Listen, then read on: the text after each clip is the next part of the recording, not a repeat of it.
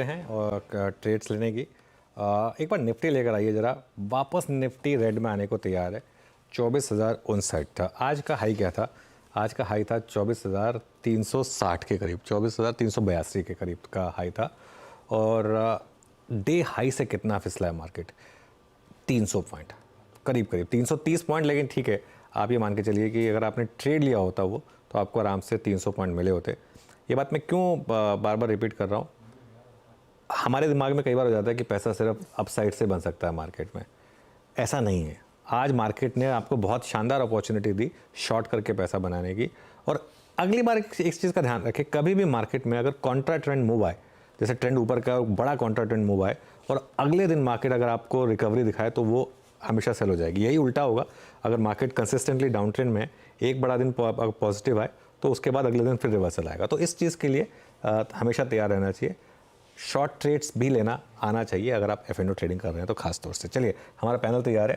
Good afternoon गाबा sir, क्या रहेगी आज की trade? Good afternoon to you. I think मेरा स्टॉप रहेगा गोदरेज कंज्यूमर। एक ब्रेकआउट मिला है करीब 1480 के आसपास, वहीं के उसके नीचे ही स्टॉप लगाना है। 1480 का ट्रेड कर रहा है 1489 पर। 1520 के टारगेट नजर आते हैं। इसमें एक ब्रेकआउट है कंसोलिडेशन की बात। गोदरेज कंज्यूमर 1520 और कल ऑफ कोर्स नंबर्स आएंगे। मानस, आफ्टरनून आपका ट्रेड। गुड आफ्टरनून हर्षिता जी। तो देखिए, पीएफसी में बिकवाली करने की राय रहेगी। पीएफसी ने आज कोशिश की अपने 20 डे मूविंग एवरेज के ऊपर निकलने की, लेकिन वहां पर सेलिंग प्रेशर देखने को मिला है। आई थिंक यहाँ पर अब गिरावट बढ़ेगी तो 470 तक के भाव आपको देखने को मिल जाएंगे। तो पीएफसी के फ्यूचर में बिकवाली करिए। स्टॉप लॉसेज आपको 501 के लगाने हैं पीएफसी के फ्यूचर में। 501 का स्टॉप लॉस लगाइए और 470 470 के टारगेट सेट करिए पीएफसी के फ्यूचर में। चाहे तो 490 वाला पुट ऑप्शन जो 24 रुपए पे ट्रेड हो रहा है, वहां पर 14 रुपीज के स्टॉप लॉस खरीदारी करिए और इस ऑप्शन में 45 रुपए की टारगेट सेट करिए। जैम, ये वो स्टॉक्स थे जो कि सबसे स्ट्रॉन्ग मूव जनरेट कर रहे थे। आज जब बाजार एक स्ट्रॉन्ग ओपनिंग हुई थी, शुरुआती लगभग 20 मिनटों में टॉप गेनर्स में शुमार था। और क्या खूबसूरत, अगर आप देखें इंटरडे रिवर्सल है यहाँ पर। ये मानस का ट्रेड हो गया। शिल्पा जी, गुड आफ्टरनून, आपका ट्रेड इस वक्त का?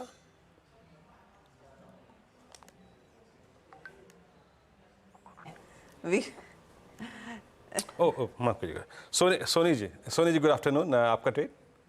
जी, यहाँ पे मेरा सेल का व्यू है। क्रॉम्पटन फ्यूचर्स में सेल कर सकते हैं। करंट प्राइस 423 पे सेल कर सकते हैं। हल्का सा अगर राइज नजर आए 425 426 वहां तक भी सेल कर सकते हैं। और यहाँ पे टारगेट रहेगा 410 का पहला टारगेट, दूसरा टारगेट रहेगा 404 का। और यहाँ पे स्टॉप लॉस आपको प्लेस करना है 435। प्रॉम्प्टन में हम देख सकते हैं कि एक 1020 ईएमए को कल और आज दोनों रेजिस्टेंस लेवल को क्रॉस नहीं कर पाया, वहां से इनफैक्ट वो ब्रेक डाउन दिया है। सो यहाँ पे मुझे लगता है कि जो ऑप्शन चेन पे इंडिकेट कर रहा है कि वीकनेस है ओपन इंटरेस्ट में, सो टुवर्ड्स 410 404 एक बार टेस्ट कर सकता है। बिल्कुल। अच्छा, वैसे सोनी जी आपको बुरा नहीं लगा होगा, क्योंकि ऑब्वियसली ये बचपन से आदत होगी। ये बचपन से आदत होगी। और वीरू ने जो नाम लिया वो शिल्पा जी का, और शिल्पा जी से वैसे कंपैरिजन मतलब बहुत अच्छा कंपैरिजन है वैसे तो। उनकी जो स्ट्रैटेजीज होती हैं एकदम सटीक होती हैं। चलिए आगे बढ़ते हैं। Sachin, good afternoon. सचिन, आपने क्या ट्रेड लिया? Good afternoon ji, good afternoon Arshada, and good afternoon to all the panelist. मुझे लग रहा है यहाँ पर भारतीय एयरटेल में अच्छा डिस्ट्रीब्यूशन सिग्नल था। आज के रिजल्ट अनाउंसमेंट के बाद यहाँ पर वीकनेस पे भी कंफर्मेशन आ रहा है। एंड जिस तरीके से 34 हफ्तों के बाद इसके वीकली आरएसआई में एक ब्रेकडाउन हुआ है 70 लेवल्स के नीचे, तो मुझे लग रहा है एक अच्छी खासी बड़ी अप ट्रेंड यहाँ पर स्टॉल्ड हो चुकी है। इमीडिएट बेसिस पे टारगेट लगभग अराउंड 1370 के आसपास प्लेस्ड है, तो मुझे लग रहा है अभी भी यहाँ पर फ्रेश शॉर्ट पोजीशंस ऐड किए जा सकते हैं।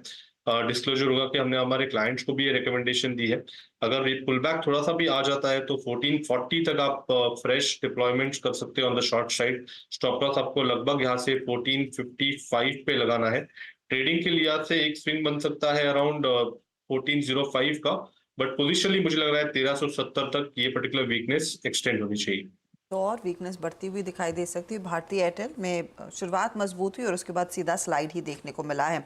तो 3 सेल आ गए बाय द वे। शाश्ता, एक चीज़ बताऊं मैं आपको, भारतीय में एक और चीज़ जो है, भारतीय के नंबर्स आए कल। अब मार्केट ये कयास लगा रहा है कि भारतीय में एक ब्लॉक पेंडिंग है। तो मार्केट ये कयास लगा रहा है कि अब ये ब्लॉक कभी भी आ सकता है। तो ये मतलब टेक्निकली कल 48 आवर्स पूरे हो जाएंगे, उसके बाद कभी भी ब्लॉक आ सकता है। तो ये एक रीज़न है कि भारतीय के नंबर्स अच्छे थे, उसके बावजूद स्टॉक गिर के आज। तो शायद उसका ओवरहैंग इस समय बनता हुआ दिखाई दिया है कि जतिन आप किस तरफ है, तेजी या मंदी, क्या ट्रेड लेंगे? मैं मंदी की तरफ हूँ और हमें लगता है कि कहीं ना कहीं स्टॉक स्पेसिफिक जो पुल बैक आया था वो आज के ट्रेडिंग सेशन में फिजल आउट हो गया है। तो ऐसा एक स्टॉक जो हमारे ध्यान में आ रहा है वो है बजाज ऑटो। अच्छी खासी पुल बैक किया, तो फिर ओपनिंग ट्रेड में अच्छा पुल बैक आया था, लेकिन वो during the day fizzle out हो गया। तो हमें लगता है वीकनेस और बढ़ती हुई नजर आ रही है हमें बजाज ऑटो में, तो सेल करने की सलाह रहेगी। स्टॉप लॉस रहेगा 9550 का और टारगेट रहेंगे 9000 के। बजाज ऑटो पे सेल है आपका एट 9430। निफ्टी का रिवर्सल हुआ आज, उसके बाद जरा बैंक निफ्टी को देखिए। डॉक्टर साहब बैंक निफ्टी रखिएगा। बैंक निफ्टी अब बिलो 100 डे और कल के लो के नज़दीक अब इस वक्त फ्लोट करता हुआ। तो बैंक निफ्टी कितना, अगर आप इंट्राडे हाई से कंपेयर करें मॉर्निंग के, तो 50,716 यानी अब लगभग 1000 पॉइंट डे हाई से। बात करेंगे इस पर कुछ देर में, लेकिन मयूरेश से बात करते हैं। मयूरेश, आपकी रीडिंग इस 2 दिन के पेन को, अब नेचुरली आपने शायद, अब आप एक फंडामेंटल विशेषज्ञ, शॉर्ट तो नहीं कर रहे होंगे बाजार में कहीं पर, बट स्कोप ऑफ बाइंग कहाँ पर नजर आ रहा है आपको इस वक्त?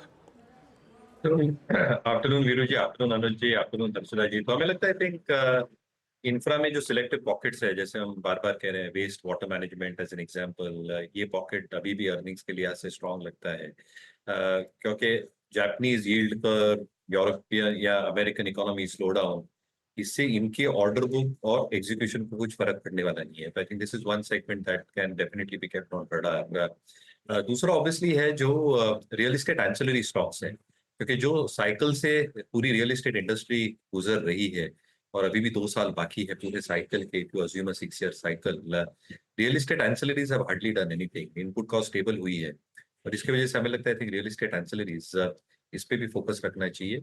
इसी स्पेस से जो स्टॉक हमारे वॉच लिस्ट पे है इस कैपेसाइट इंफ्रा। हमें लगता है जो इनकी ऑर्डर बुक है 9000 करोड़ की, a large part of that order book, 67% of that order book public sector से है। सो कंपनीज लाइक सिडको, भाड़ा, ऑयल मार्केटिंग कंपनीज जिनके बड़े बड़े प्रोजेक्ट्स रहते हैं, कैपेसाइट टेक्स केयर ऑफ दैट। दूसरा आई थिंक जो इनके हाई राइज में एक स्पेशलिटी है और जो वर्टिकल डेवलपमेंट हो रही है across metro cities and semi urban cities as well, 75% is high rise and 10% is super high rise. Balance sheet काफी स्ट्रॉन्ग है, नेट डेट ऑलमोस्ट जीरो है। एग्जीक्यूशन की वजह से इनकी इबिट मार्जिन्स 13.5% के आसपास है। 20% revenue growth, 40% EBITDA growth is what they have achieved in the past. और मुझे लगता है I think double digit growth, higher double digit growth easily achieve करेंगे अगले 2 साल में। तो आई थिंक ये एक स्टॉक आपके नजर पे जरूर रहना चाहिए। तो real estate ancillaries, waste water, ये थीम शायद अच्छा करेंगे मार्केट। ओके, चलिए